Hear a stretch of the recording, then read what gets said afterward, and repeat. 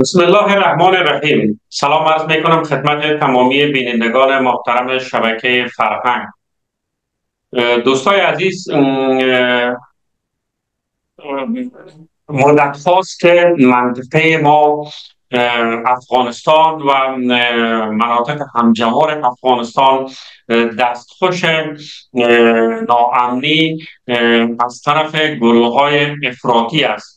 در وطن ما در افغانستان آغاز ناامنی ها، جنگ، زندان شدن ها، اعدام سیاسیون با کودتاهایی که در ابتدا توسط سردار محمد داود خان و بعدا البته با مشارکت حزب دموکراتیک و بعدا مستقیم حزب دموکراتیک که کودتا کرد، آغاز جنگ و بدبختی مردم ما از همونجا شروع شد.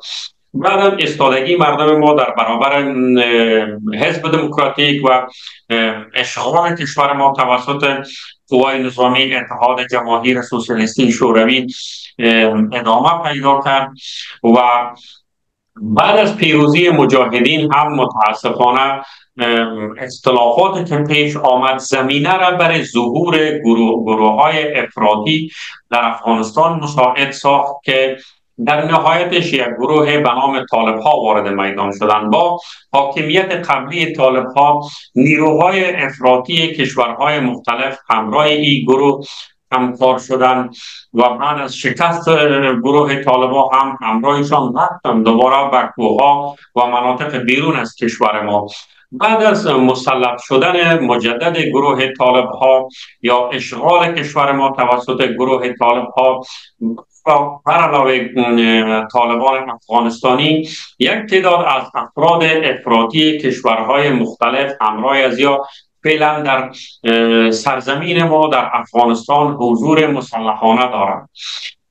در مورد خطر بزرگ افراطیت در منطقه مهمان گرامی داریم استاد محی الدین کبیری، رهبر نهضت اسلامی تاجیکستان.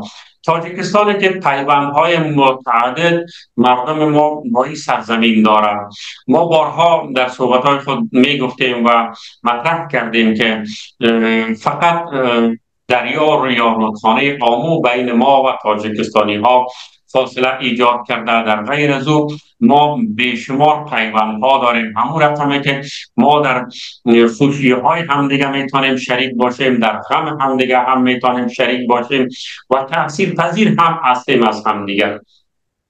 جناب استاد گرامی، پس از اینکه افغانستان دوباره در نزدیک به 3 سال اخیر توسط طالب ها اشغال شد، یک تعداد از شهروندان آسیای میانه من جمله تاجیکستان هم همراه این گروه در مناطق مختلف به خصوص شمال شرق افغانستان دیده شدند. ارزیابی شما چی است؟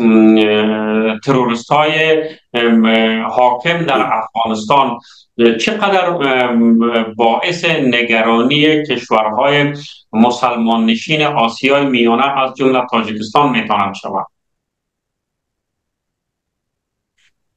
به نام خداوند بخشنده و مهربان، درود بر شما استاد کدامانی و بر بینندگان شما.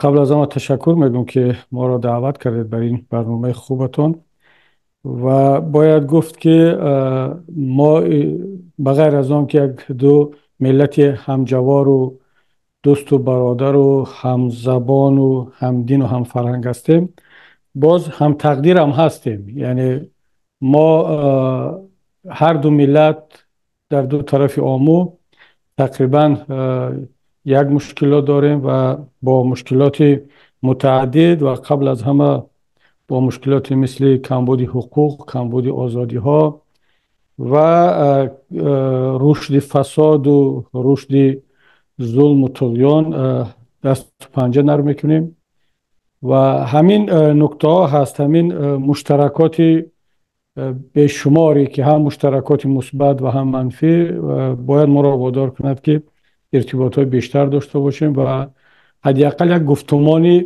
منطقه‌ای که مرزها را نمیشناسد را آغاز کنیم. چون ما اگر هر کدام در دایره تنها مشکلات خود در مرزهای جغرافی سیاسی خود باقی بمانیم نه تنها مشکلات خود را حل کردن نمیتونیم بلکه آنها را احتمالاً که باز عمیق‌تر هم بکنیم.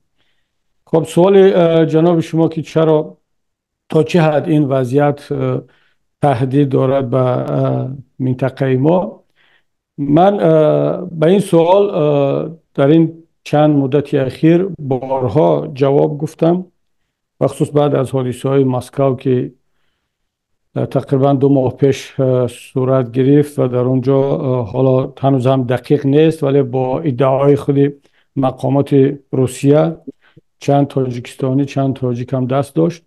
یک بار توجه به منطقه ما به تاجیکستان بخصوص به این موضوع که چرا سالهای اخیر اندیشه های تند در بین جوانان تاجیک بیشتر جانبدار پیدا میکند، چرا تقریبا در 2-3 سال اخیر ما هیچ حادثه تروریستی نداشتیم که در اون بین آن شکل تاجیکان یا شهروندان تاجیکستان شرکت نکرده باشند.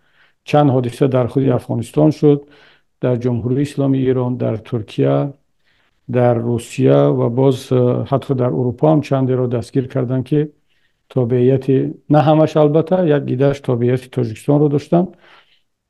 و این سوال همیشه از طرف رسانه‌های زیاد به ما داده شد و خیلی هم الان این موضوع یکی از، شاید گفت یکی از موضوع داغ در محافل سیاسی است.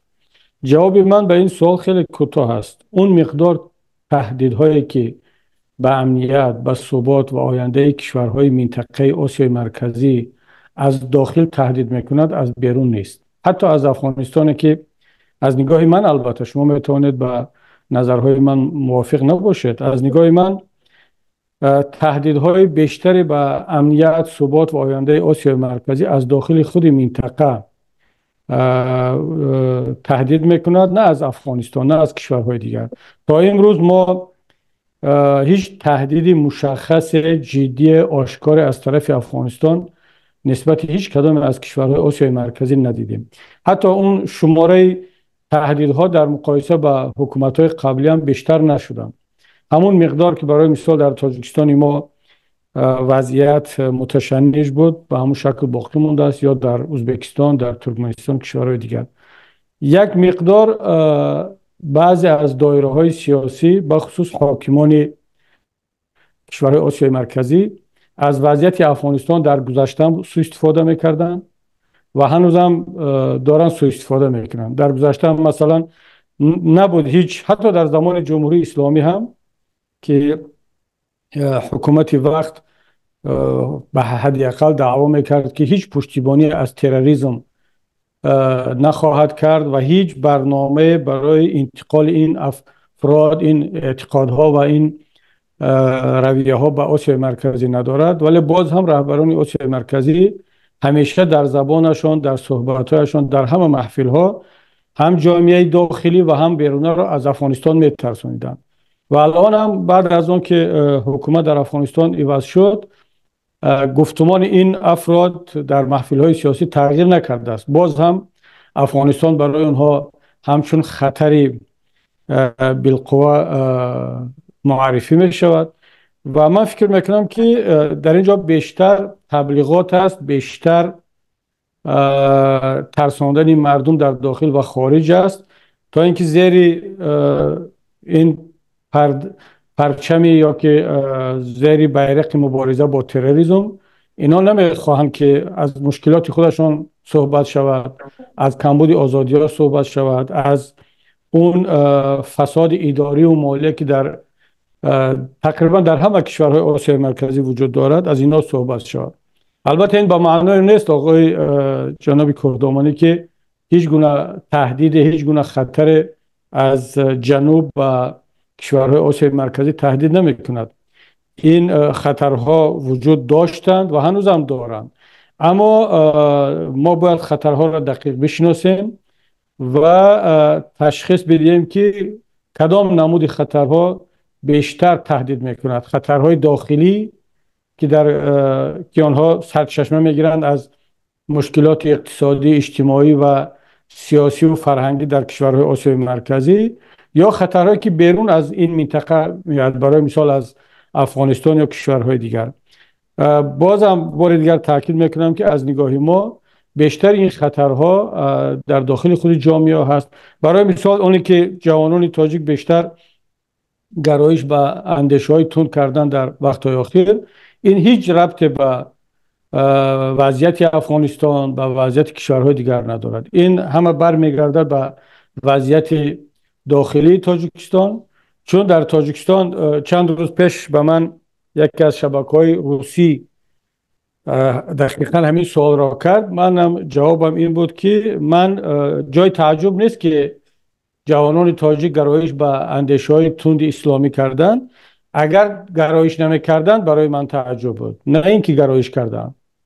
در یک کشوری که شما آقای کودمانی خودتان و بیننده‌های شما بیاید یک بار تصور کنیم، در یک کشوری که 33 سال باز یک انسان حاکم است با خانواده‌اش، تمامی قدرت را، هم حاکمیت سیاسی هم پارلمانی هم تمام امکانیت‌ها و ثروت‌های ملی را غصب کردن گرفتند. خودش رئیس جمهور، دخترش رئیس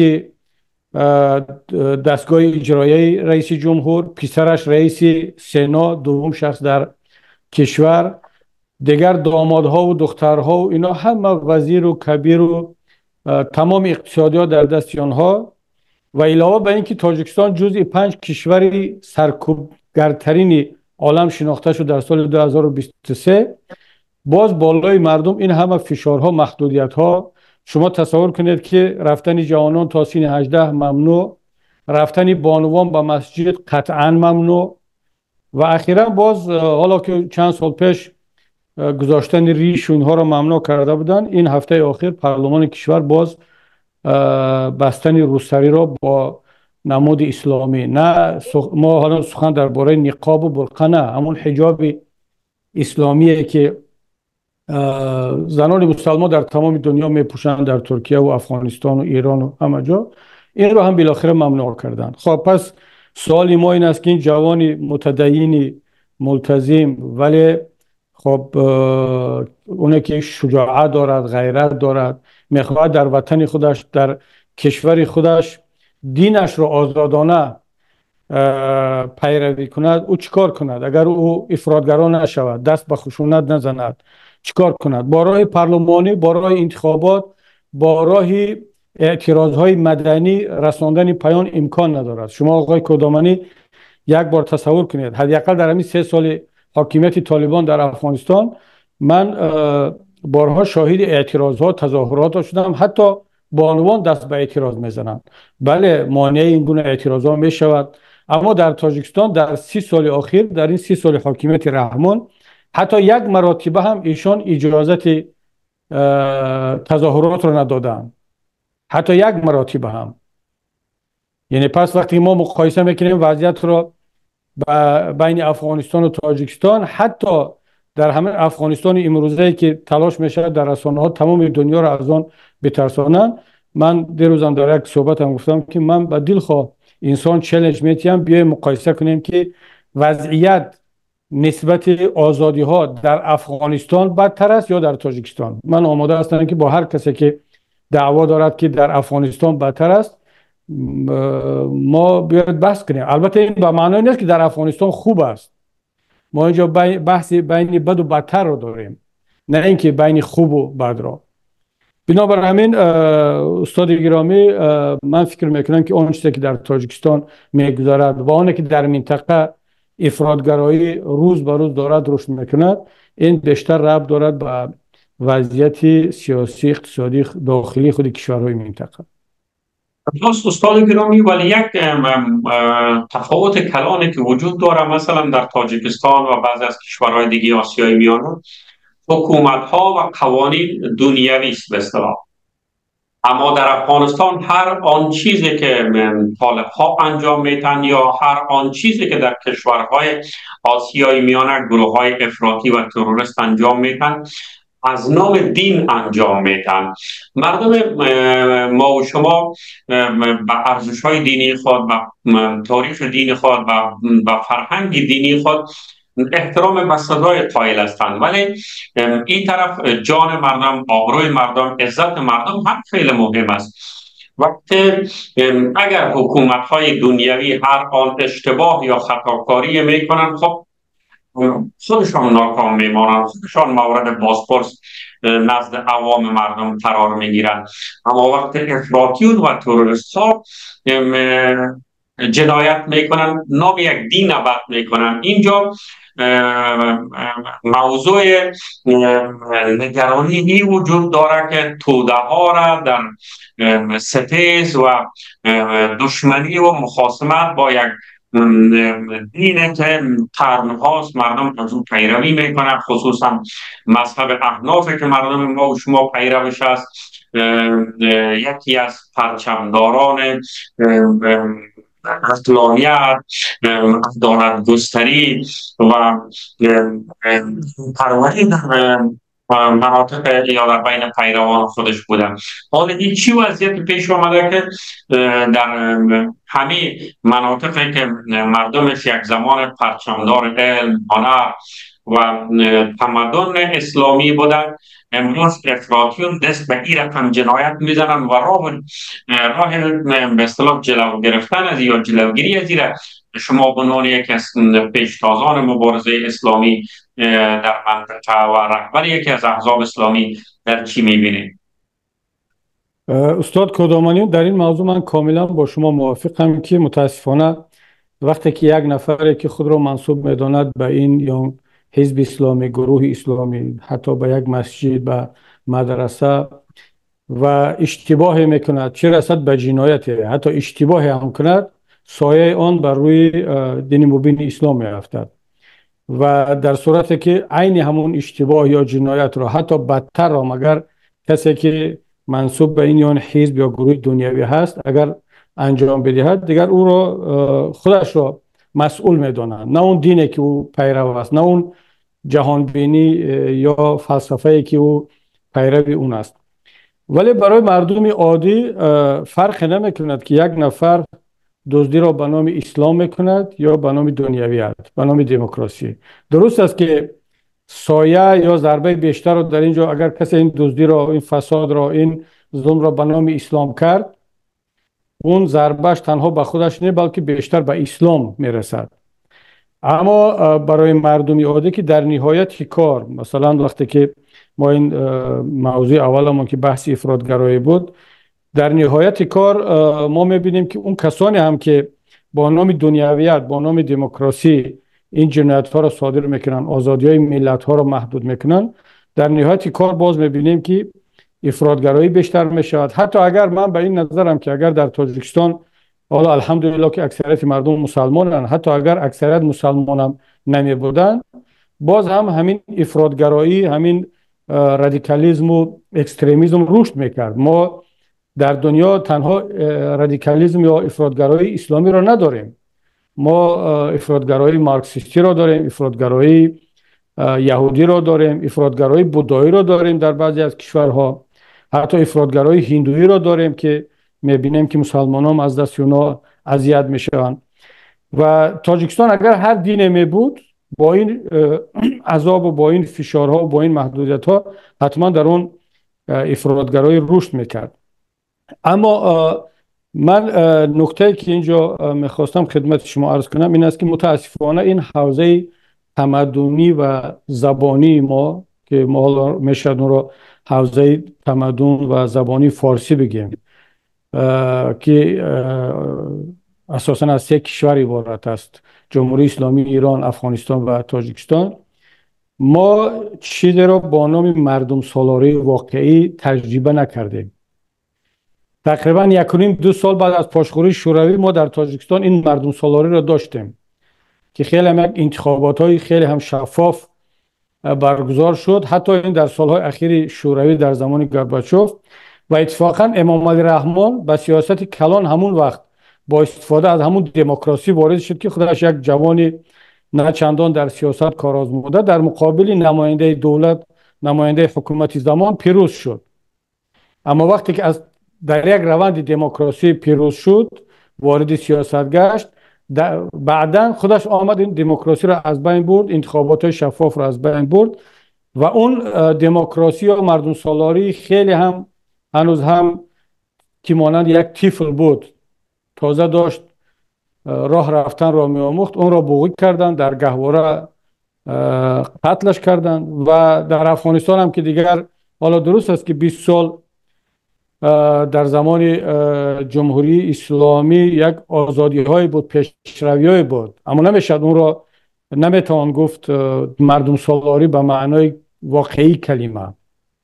پس این نبود مردم سالاری واقعی و این موجودیت دیکتاتوری در همه گونه شکل‌ها، در یک جا با نام دین، در یک جای دیگر با نام دموکراسی و دنیویت، این در مجموع منطقه ما را یک منطقه آبستن این گونه افکار و اندیشه ها و عمل های اکستریمیستی و تروریستی میگرداند. اصلا میتوان گفت که این منطقه ما خودش یک منطقه آماده هست برای پرورش دادن این گونه افکار. و بنابراین من نظرم این است که تا اون وقتی که منطقه در مجموع رو نمی آورد به یک مردم سالاری واقعی، ما دچار این گونه حالت ها خواهیم شد. و کاش برای مثال در افغانستان یا در تاجیکستان ما حالت را می داشتیم که حداقل یکی از این کشورها اگر تبدیل به وطن دموکراسی و مردم سالاری می گشت، شاید که ما تا به این حد این مشکلی ها را نمی داشتیم. اتفاقا یک نکته دیگر رو هم شاید اینجا بگم، شاید که جای ذکر کردنش باشد. چرا شما در سوال اولتان گفتید که نفران زیادی از تاجیکستان و از دیگر کشورهای آسیای مرکزی در افغانستان هستند و شما ایشان را با نام تروریست نام بردید، در صورتی که من فکر میکنم که نه همه اونها تروریست هستند و نه همه آنها با خواهش خود و یعنی داوطلبانه رفتند. بسیاری از آنها مجبور به هجرت شدند.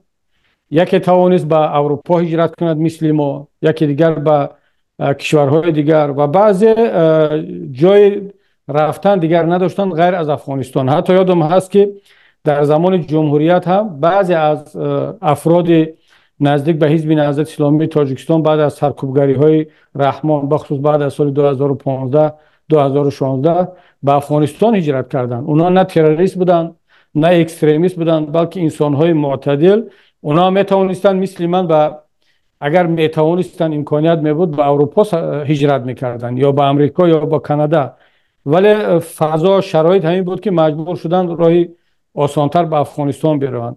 اما جمهوری اسلامی افغانستان، حاکمان زمان، مثلا کسانی که در افغانستان دم از دموکراسی و حقوق بشر و مردم سالاری میزدند، اینا حتی همون مهاجرین معتدل تاجیک را تحمل کردن نتوانستند و در یک تبادل سیاسی یا استخباراتی به رحمانوف سپردند آنها را که الان در زندانهای رحمان اینها دارند به سر میبرند و اینا هیچ ربطی به تروریسم اکستریمیسم نداشتند. یعنی خودی همین جناب استاد همین که از افغانستان تحویل داده بودند مهاجرین را، این سالهای 2017 2018 بود، یعنی قبل از 3-4 سال قبل از سقوط جمهوریت. یعنی ما هرچند که طلب کردیم، من خودم در هجرت بودم و نامه ها نوشتیم به مسئولین جمهوری اسلامی افغانستان، به وزیر امور خارجه وقت افغانستان، به رئیس شورای دبیر شورای امنیت، به تمام نهادها. حتی یادم هست که نامه زده بودیم به وزیر امنیت افغانستان و حتی بعضی دوستان در حکومت افغانستان وعده کردند که موضوع این بچه‌هایی که برادرانی که مربوط به نهضت اسلامی تاجیکستان هستند اینا دارد بحث و بررسی میشد. اما بعدا در یک معامله پنهانی اینها را سپردند بدون کدام محکمه، بدون کدام دادگاه. و این حکومتی که رقیبان خود را به فساد اینا متهم میکرد، در صورتی که خودشان مهاجرین بدون سلاح، مهاجرینی که از دیکتاتوری و از ظلم فرار کرده بودند، اینها را دوباره سپردن به حکومت. دفتر امور پناهندگان سازمان ملل فعال بود. اینا آیا اونجا ثبت نام کرده بودن به عنوان مهاجر یا پناهنده؟ اونا حتی فرصتی هم نکردن که به دفتر اون آژانسی سازمان ملل بروند و چون شاید بلد نبودن، شاید تماس نداشتن با کسی. ما فقط بعد از اون آگاه شدیم که ایشان رو گرفتند و بعد خود مقامات جمهوری اسلامی افغانستان به ما خبر دادند که چند نفر را در مرز و در اینجا گرفتند و اونها دعوا دارند که منسوب به نهضت اسلامی تاجیکستان هستند. ما از ایشان نام درخواست کردیم که به ما اسمها را بدهند، دادند. در حقیقت معلوم شد که اینها از افراد هستند که هیچ ربطی به حالا چی به نهضت ربط داشتن، چی به گروه و احزاب دیگری معتدل دموکراسی و ملی تاجیکستان، ولی هیچ ربطی به گروه های تروریستی نداشتند. بله ما تصدیق کردیم، نامه هم زدیم که این افراد را تحویل ندن، اینها را آزاد کنن. حداقل اگر یک جرم از اینها هست در دادگاه در افغانستان بررسی شود. اما بعدا آگاه شدیم که اینها را حالا ما دلیل نداریم بگیم که فروختن، اما خبرهایی که از داخلی از کابل به ما رسید گفتن اینا رو فروختن در عوض مبلغ یا در عوض بعضی از تبادل های سیاسی خودشون داد و گرفت که الان اینا در زندان های تاجیکستان به سر میبرن. طبیعی است که بعد با اونها اتهام های تروریسم زدن، اکستریمیسم زدن و حالا دیگر زندان های تاجیکستان به خودتان معلوم. خودی من هم متهم به تروریسم هستم و حکم ابد دادگاه عالی تاجیکستان حکم ابد صادر کرد. و حالا برای امام علی رحمان هر کسی که علیه او مخالفت میکنه تروریست است، چه رسد به کسانی که سلاح دارند و در کوه در جنگل ها میگردند. بنابر همین موضوع تروریسم، اکستریمیسم که ما را در نتیجه کمبود آزادی ها و شفافیت میدانیم، این مشکلی زمان 2-3 سال اخیر نیست که طالبان به سر قدرت آمدند و ما بگیم از اینجا آغاز شد. نه، این ریشه طولانی دارد. متاسفانه باز تکرار میکنم که عدم شفافیت، نداشتن تجربه مردم سالاری، این همه در مجموع باعث این وضعیت گشت. نگرانی که جناب استاد وجود داره ای است که وقتی احزاب، سازمان ها و گروه هایی که پرچمدار فعالیت دینی هستند اونا میدان را رها کنند برای رقبای افراطی خودشان. خب یک طرف حکومت ها میمانه و یک طرف هم همین گروه های افراطی که ماهیت کارشان هم تروریستی است و از نظر اعتقادی هم شما بهتر میدانید که این افراد منحرف هستند. حتی برداشتشان یا قرائتشان هم از دین یک برداشت و قرائت خیلی متشدد و نفی دیگرها از حتی گروه های تکفیری هستند. خب این که حکومت ها زمینه را مساعد نکرده، حکومت ها سختگیری کرده، در مورد از اونا قضاوت هم ملت ها هم نهادهای بین المللی طبعا وجود می داشته باشد. اما شما و سایر احزاب اسلامی در آسیای میانه برای جلوگیری از همین موج طور عملی تا به حال روی دست گرفته نیانه، خصوصا حالا خب رسانه ها در اختیار عموم مردم است و شما میتونید خیلی بر راحتی آگهی دهی کنین برای مردم که راه کدام است، چاه کدام است؟ سوال خوبه دادید جناب کهدامانی. من فکر میکنم که وضعیت منطقه ما در وابسته به این سوال از افغانستان یک کمی فرق میکند، چون واقعا اون چیزی که در افغانستان گذشت، نیروها، حزبها و گروه های اسلامی که هم قدرت داشتن، هم حاکمیت داشتن، هم پشتیبانی بین المللی داشتن و هم میلیاردها، دهها، صدها میلیارد دلار در اختیار داشتن و شاید یکی از مجهزترین ارتش‌های منطقه را هم در اختیار داشتن، اما نتونستن این فرصت را درست استفاده کنن که جای پای برای نیروهای افراطی مذهبی که واقعا یک برداشت، یک قرائت بسیار هم بدوی از دین دارند، جای پای برای اینها نباشد. این در افغانستان. اما در منطقه ما بخصوص در تاجیکستان این هم ناگفته نماند که تنها در کشورهای پس شوروی تنها حزب دینی رسما عمل کننده در تاجیکستان بود که اینم نهضت اسلامی تاجیکستان بود. در دیگر کشورها در همون اوایل استقلالیت ممنوع شده بودند. اما در تاجیکستان ما وضعیت کاملا فرق میکرد. من برای این دلیل میارم خدمت شما. سال 2013 تقریبا 10 سال پیش و 10 سال پیش از این و 2 سال قبل از تروریست اعلان شدن نهضت و بسته شدن حزب در تاجیکستان، در اوج معروفیت و در اوج قدرت داعش در خاورمیانه که تقریبا هزارها نفر از کشورهای گوناگون به سمت داعش رفتن و پیوستن، وزیر داخلی تاجیکستان که الان هم هنوز هم وزیر هست، جناب رمضان رحیمزاده، در یک نشست مطبوعاتیش با فخر اعلان کرد که تاجیکستان در بین همه کشورهای آسیای مرکزی و سابق شوروی کمترین آمار را در داعش دارد و حرفش هم درست بود. خب در سال 2016، در سال 2015، 2016، 2017 تقریبا بعد 3 سال از آن نشست مطبوعاتی و بعد 2 سال از بسته شدن نهضت اسلامی تاجیکستان، یک بار شماره تاجیکستانیانی که در صفهای داعش می جنگیدند، در صفهای القاعده می جنگیدند، به چندین هزارها رسید.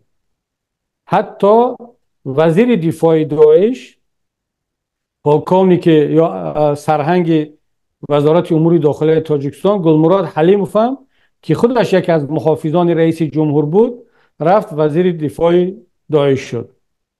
سوال با وجود میاد چرا یک کشوری که پایین‌ترین رقم را در داعش داشت، یک باره در 2 سال بعد از بسته شدن یگانه نیروی اسلامی معتدل مثل نهضت اسلامی تاجیکستان به این مقدار سرباز برای داعش داد؟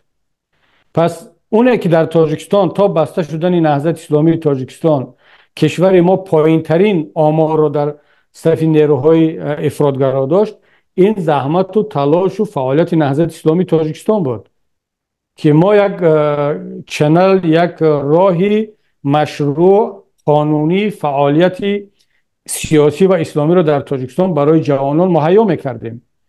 از منبرها صحبت میکردیم، از نشریه و جریده و روزنامه های خودمان. و ببینید حتی روسا هم اخیراً بعد از این حادثه های کراکو سیتی، من چند از تحلیلگران روس با ما تماس گرفتن، گفتن که در نزد مقامات روس هم این سوال با وجود آمد که چرا تاجیکان میاین به روسیه به هجرت و در اینجا افراطی میشوند.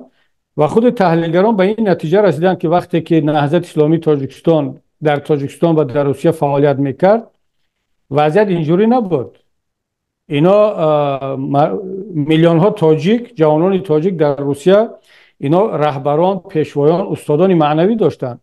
بنده یادم هست که در طول 10 سالی که عضو مجلس پارلمان تاجیکستان بودم، همچون رئیس حزب و همچون عضو پارلمان، شاید ماهی نبود که من یک مرتبه به روسیه به نزد مهاجرین نروم. تمام شهرهای بزرگ روسیه رو میگشتم، با مهاجرین صحبت میکردیم و با آنها در چارچوب اندیشه های معتدل اسلامی صحبت میکردیم و روش های معتدل رو با آنها میآموزاندیم که یک مسلمان معاصر باید در این شرایط چگونه مبارزه برد، چگونه زندگی کند، چگونه قانونهای کشور موجودش را رعایت کند. اما بعد از آن که امام علی رحمان ما را تروریست اعلان کرد و حکومت روسیه را زیر فشار قرار داد که در روسیه ما را ممنوع اعلان کنند، یک بار سربازگیری داعش از مهاجرین تاجیک در روسیه و در دیگر کشورها به مراتب بالا رفت و امروز خود روسا هم از اون پشیمان هستند که این اشتباه را کردند که با ممنوعیت نیروهای سازنده و معتدل اسلامی فضا را برای نیروهای تندرو در بین مهاجرین برای سربازگیری باز کردند. زیان گروه های افراطی جناب استاد اولش به شهروندان خود تاجیکستان رسید. شما ببینید شما بیشتر از 1 میلیون کارگر مهاجرین مهنتی در روسیه داشتید، به همین ترتیب در ترکیه داشتید پاسپورت های تاجیکستانی دیگر بدون ویزا نمیتونه به این کشورها سفر بکنه، حتی به ترکیه. و محدودیت وضع شد بالای شهروندای تاجیکستان که برای کار میرن. اما همین آگاهی را برای توده ها، برای عام مردم، برای اونای خصوصا برای نوجوانان، کدام نهاد باید بده که هم اون نهاد از نظر اعتقادی یا دینی قابل قبول برای مردم باشه، و هم برای مردم این آگاهی را بده که در دام گروه های تروریستی نیفتن. خب حکومت که دنیوی است، خودش متصدی امور اعتقادی یا دینی مردم نمیداند، اما احزاب، سازمان ها یا نهادهایی که تروریست ها از نامشان استفاده میکنند چه کار باید بکنند؟ آقای کدامانی، یک حکومت دنیوی مسئول اعتقادات مردم نیست و البته نمیتواند که او به مردم آموزش دینی را راه اندازی کند، اما مسئولیت و وظیفه این حکومت دنیوی این است که پیش راه سازمان های معتدل و قانونی را نگیرد. برای مثال مساجد، و اگر مساجد تاجیکستان، اگر علمای تاجیکستان، امام خطیبان، مدرسه ها، اون دانشگاه های و مرکز های علمی و آموزشی که وجود داشت که آنها را امام علی رحمان بست، ممنوع کرد، اگر اونها مسئولیت خود را درست انجام میدادن ما این وضعیت رو نداشتیم. شرط نبود که امام علی رحمان خودش بیاید، حکومت امام علی رحمان به مردم آموزش دینی بدهد.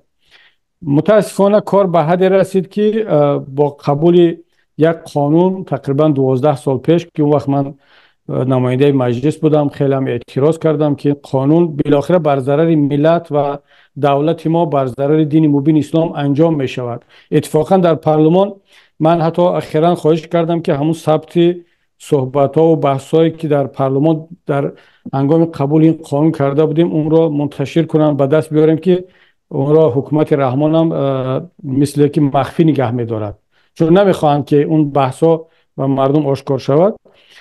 دقیقا همون نگرانی هایی که داشتم اینک اونها عملی شدن. من دقیقا اون وقت گفته بودم که این قانون که شما قبول میکنید، امام خطیبای معتبر رو از منبر دور میکنید و میارید کسانی رو که در بین مردم هیچ آبرویی ندارن. اصلا یک جوان حرف شنوی میکند از کسی که با او اعتقاد دارد، نمیشود از یک نفر، میتواند از پس یک نفر، از پس یک ملا نماز 5 وقته خود را بخواند، نماز عیدش را، نماز جمعه را بخواند، اما به هیچ وجه به حرف او اعتقادا گوش نمیدهد.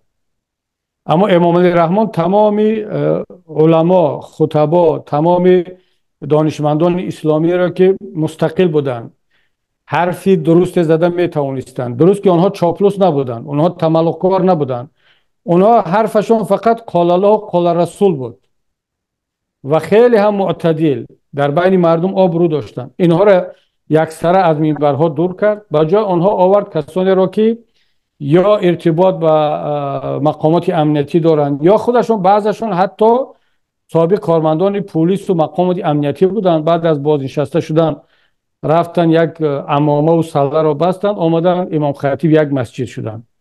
خب پس شما میخواهید که این جوانی که واقعا میخواهد حرف خدا و رسول را از زبان یک انسان معتبر مستقل بشنود و چگونه اون دیگر اون رو میتونید کنترل کرد؟ اونم باز در زمانی که الان دیگر توسط اینترنت، گوگل دلخواه صحبت و سخن و فتوا را میشود دسترس کرد. یعنی به مقابل در برابر یک ایدئولوژی باز هم باید یک ایدئولوژی که دیگر میتواند مقاومت کند و این ایدئولوژی باید قوی باشد. ما نمیتواند از زبان یک انسان ضعیف، یک انسان تحصیل نکرده، یک انسان تعیین شده از طرف مقامات امنیتی یک ایدئولوژی یا یک عقیده درست و قوی بیرون بیاید.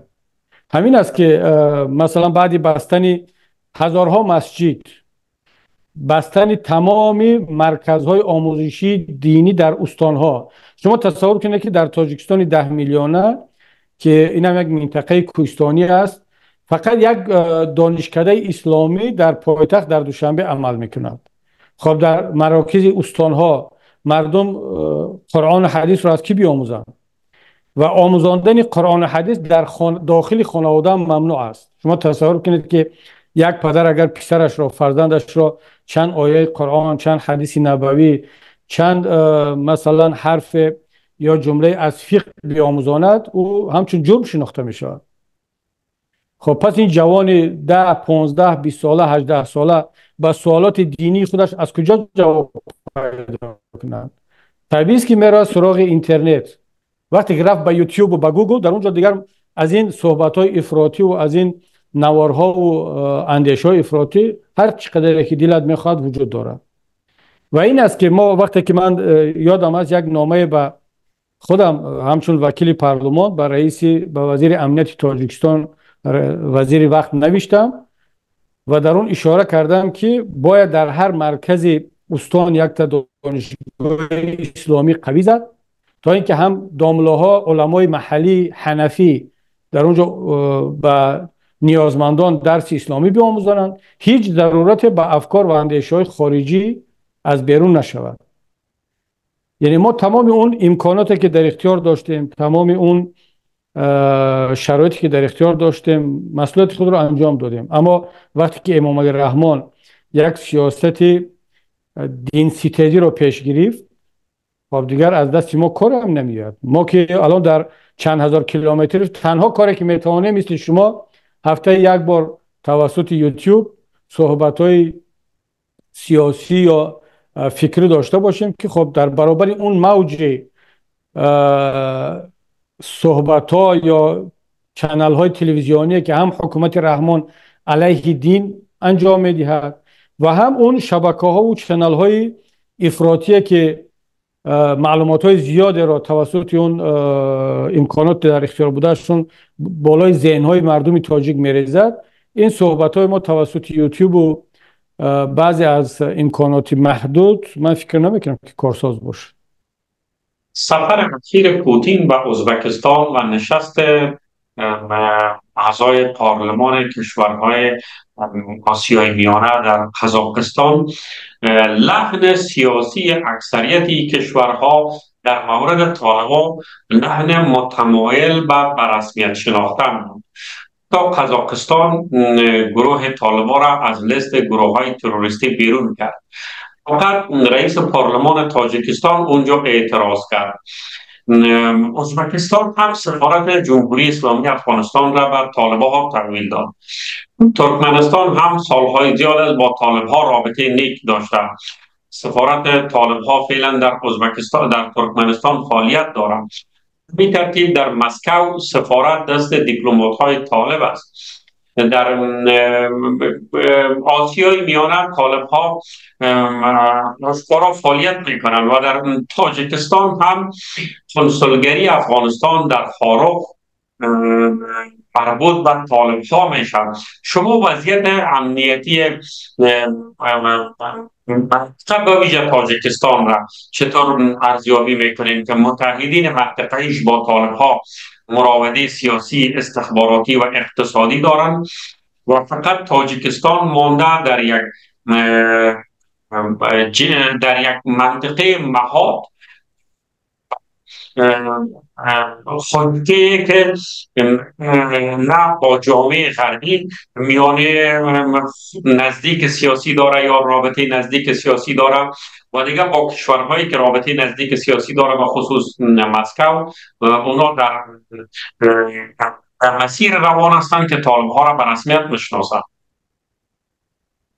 ببینید، من به این نظرم که دیر یا زود حکومت طالبان رو اکثر کشورهای منطقه با شمول روسیه اعتراف خواهند کرد. حالا آغاز راه است، حالا قدم اول از لیست سازمان تروریستی بیرون کردن و من فکر میکنم که بعد از روسیه و قزاقستان، ازبکستان و ترکمنستان و قرقیزستان این کار هم انجام خواهند داد. اما رحمان سیاستش در این سمت یک کمی فرق میکند. آقای رحمان بالاخره 33 سال است در حاکمیت و میداند که چگونه خودش را در کشورهای غربی بفروشد، به معنی آنکه این پوزیشن یا اینکه موقعی ضد طالبانی یا ضد مبارزه علیه افراطگرایی و تروریسم را بخصوص در بین احزاب و حکومت‌های راستگرای اروپا خیلی خوب میفروشد. در اروپا در غرب هم کم نیستند که حکومت‌های، برای مثال حکومت فعلی ایتالیا که چند پیش آقای رحمان مهمانشان بود و حزب و حرکت های راستگرای اروپایی که براشان مسئله های آزادی و حقوق بشر چندان اهمیت ندارد، فقط اونا یک سیاست های ضد مهاجرت دارن، ضد مسلمانی دارن. براشان هر کسی، حتی اگر یک دیکتاتوری خیلی هم بدترین در عالم هم باشد، فقط اگر سیاست های ضد اسلامی، ضد طالبانی یا ضد مهاجرین دارد، از او پشتیبانی میکنن. و سوال با وجود میاد که امام علی رحمان که جزو 5 کشور سرکوبگر عالم هست، چگونه میتواند مهمان ویژه رهبران کشورهای اروپایی مثل فرانسه، مثل ایتالیا شود؟ چند پیش در همراه با دیگر رهبران کشورهای آسیا مرکزی در واشنگتن بودند، در برلین بودند. یعنی اونا با این موقعی که گرفته است، موقع رسمی علنیه که حکومت تاجیکستان دارد علیه حکومت طالبان، خود را یگانه مبارزی آشکار علیه طالبان در منطقه معرفی کردن میخواهد و این سیاست رو میخواهد در بازار اروپایی بفروشد.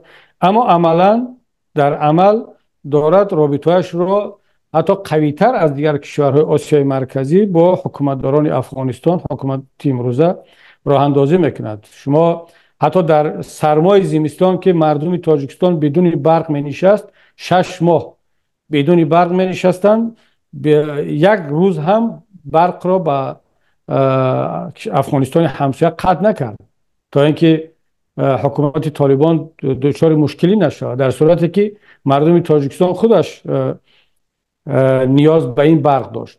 و شما هم از باز شدن کنسولگری در خاروق و دادن آن به نماینده طالبان صحبت کردید. و من فکر میکنم حتی در روزهای اولی که یک ایده از دوستان افغانستان خیلی هم تحسین و آفرین میگفتن به امام علی رحمان و امید داشتن، باور داشتن که اونها را کمک خواهد کرد، کمک واقعی خواهد کرد برای اهدافشان. ولی من همون وقت گفته بودم که نه، این تنها جز شعار چیزی نیست و این وضعیت افغانستان را در بازار سیاسی خودش به شکل بهتر میخواد بفروشد و دقیقا همون کار را کرد. و خیلی از دوستان افغانستان که در دوشنبه امروز زندگی میکنن، هجرت کردن با اونجا، اینا هم دیگر بالاخره به همین نتیجه رسیدن و با ما میگن که بله متاسفانه حرفای شما درست برآمد. بنابر همین من ببینید اینجا یک وضع خیلی عجیب است. امام علی رحمان اپوزیسیون حکومت کنونی افغانستان رو در دوشنبه جا داده است و آنها آزادانه فعالیت میکنند، رفت آمد دارند، جلسه برگزار میکنند. اما حکومت کنونی افغانستان تا به حال آماده نیست که اپوزیسیون رسمی و آشکار تاجیکستان را در کابل اجازه فعالیت بدهد. یعنی کی باید در این حکومت رسمی نداریم جناب استاد؟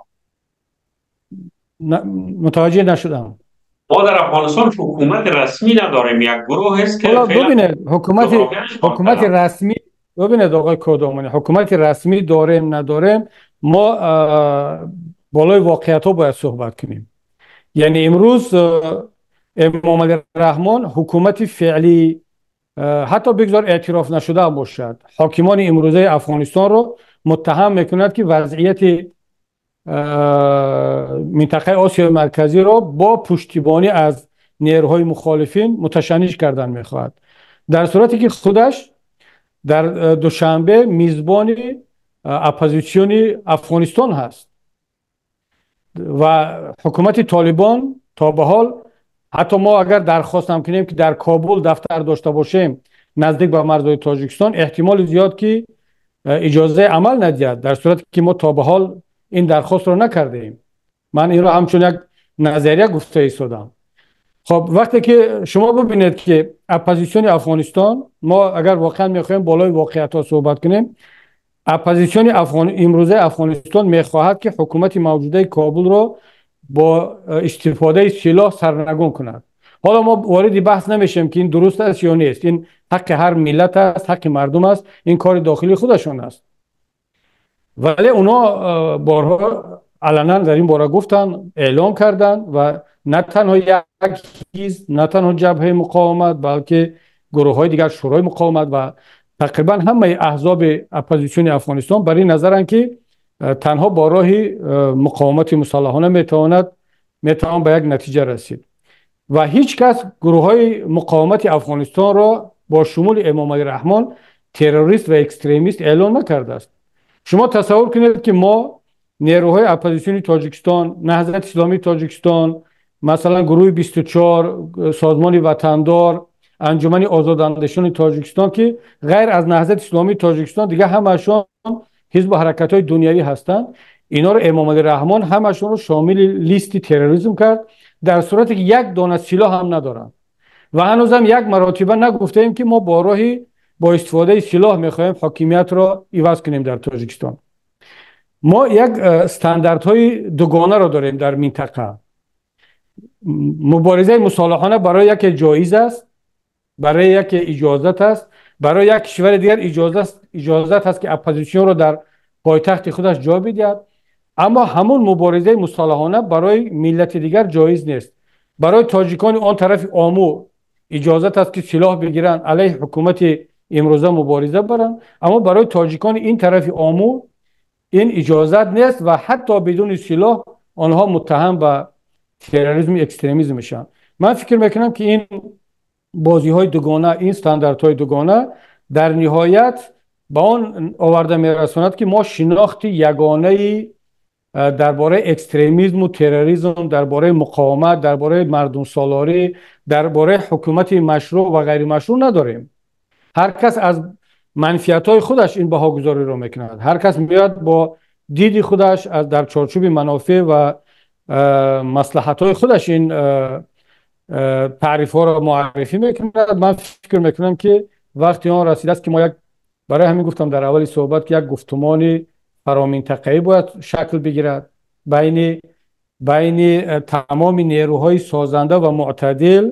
اما متاسفانه این را هم بگم که شاید شما اولین نیستید، شاید شما دومین یا سوم نفرانی هستید از فعالان سیاسی و اجتماعی و فرهنگی افغانستان که با ما در تماس میشوید.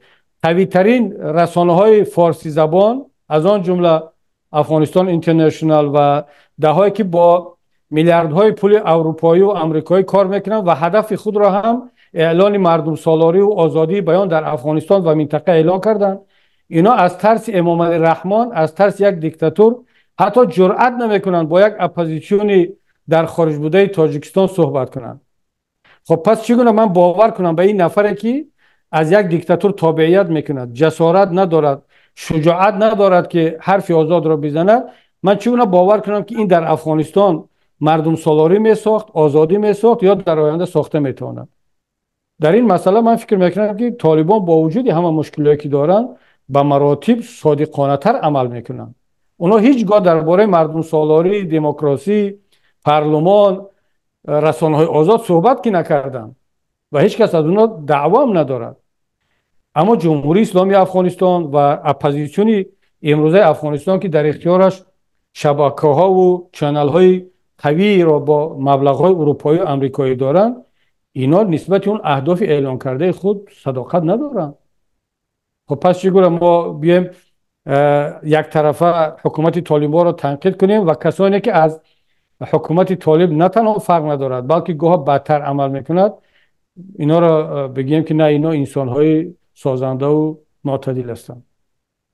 جناب استاد، یک جغرافی بنا افغانستان توسط یک گروه افراطی اشغال شده و کنترل میشه. شما بهتر میدانید که دیدگاه سیاسی اونا نه تنها گروه های سیاسی دنیوی را قبول نداره بلکه شما را هم قبول نداره. هر آن کسی که یک روز مکتب یا دانشگاه هم خوانده باشه اونا قبولش نداره به عنوان حتی سیال سیاسی خود. و در صدد از این هم هستند که افراطیت را گسترش بدن در منطقه. آینده منطقه را چطور شما ارزیابی میکنید؟ منظورم از کشورهای پیرامون افغانستان است، مثل که TTP پاکستان را ناامن کردن، تحریک طالبان پاکستان. در آسیای میانه ازبکستان و تاجیکستان خصوصا وضعیت چگونه ارزیابی میکنید؟ من فکر میکنم که حکومت امروزه کابل خواهد نخواهد مجبور است که واقعیت‌های جهانی و منطقه را به نظر بگیرد و اون تنش‌هایی که امروز در بین افغانستان و کشورهای منطقه است اینها را باید که کمتر کند. و اما دیگر مشخص است که حکومت امروز افغانستان در برابر نیروهایی که در افغانستان بودن، حتی در زمان جمهوریت بودن، یک گونه مسئولیت‌های دارد و یعنی احساس می شود که در یک حالت دشوار قرار دارند. از یک طرف نمیتواند اونها را کاملا بیرون کند، از طرف دیگر کنترل آنها پرره امکان پذیر نیست. و اما در آینده نزدیک من فکر میکنم که این رابطه ها هر چقدر که بیشتر شدن، قوی تر شدن، بخصوص اعتراف رسمی حکومت طالبان از طرف بعضی کشورهای منطقه، مسئولیت شناسی حکومت افغانستان را هم بیشتر خواهد کرد.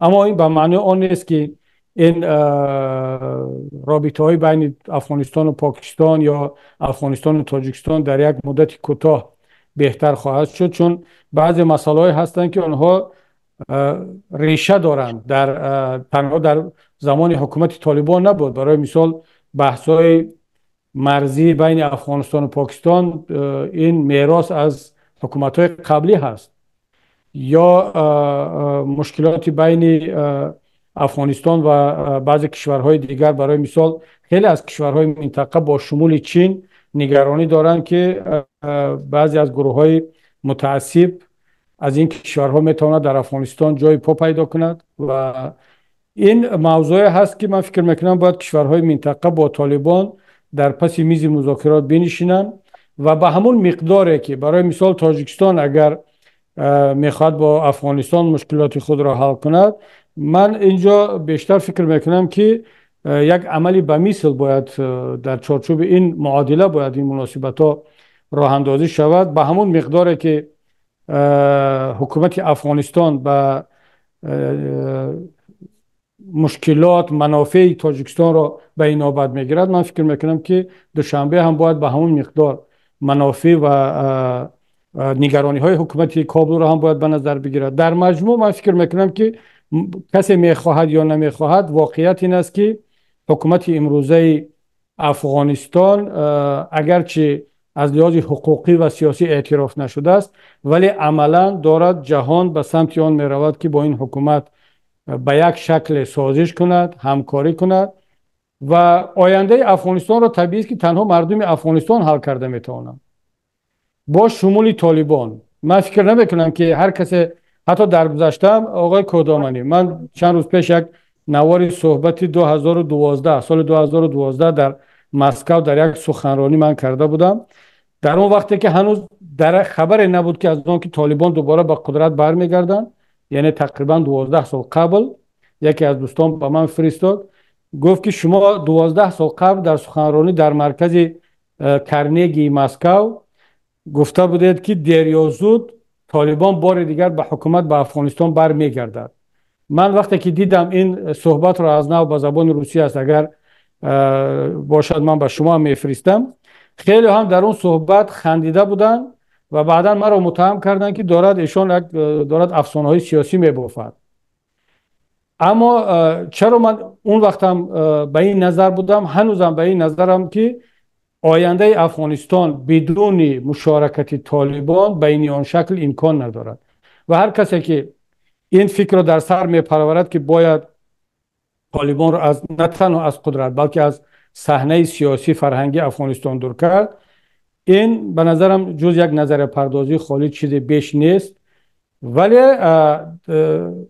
یک حاکمیتی هم راه حل نیست در افغانستان.